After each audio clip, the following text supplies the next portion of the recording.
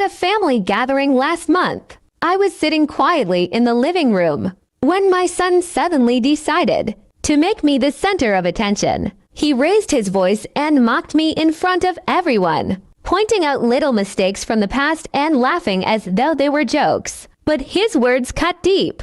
I felt small, belittled, and humiliated while relatives chuckled awkwardly. I tried to smile and brush it off, but inside I was shaking. I had raised him with love and sacrificed so much for him.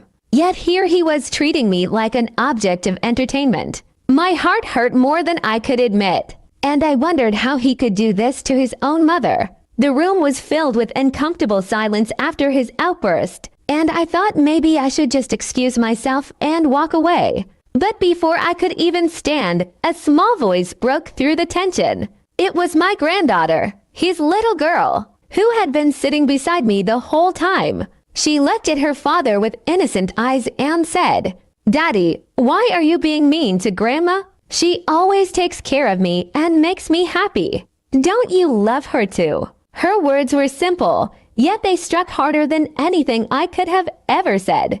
The entire room froze. My son's face turned pale, and for the first time that evening, he was speechless. The laughter and smirks around the room disappeared, replaced by stunned silence. All eyes were now on him, waiting for his reaction. I could see his lips tremble, as though he wanted to defend himself, but nothing came out. My granddaughter's honesty had held a mirror to his behavior. He looked down at the floor, avoiding everyone's gaze, clearly ashamed of what he had done. My relatives shifted uncomfortably in their seats, and a few even glanced at me with sympathy. My granddaughter, however, stayed right next to me, holding my hand tightly, as if to reassure me that I wasn't alone. That tiny hand gave me strength I didn't know I needed. Finally, my son sighed and muttered, "I'm sorry, Mom." His voice cracked with guilt. The words were quiet, but they carried the weight of regret. He knew he had crossed a line, and he couldn't undo the pain he caused.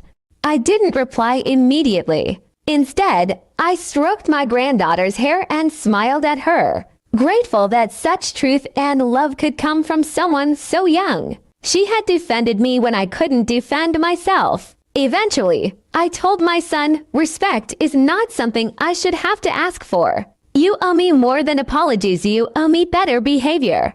My voice was calm, but firm. He nodded, still unable to meet my eyes. The gathering carried on after that, but nothing felt the same.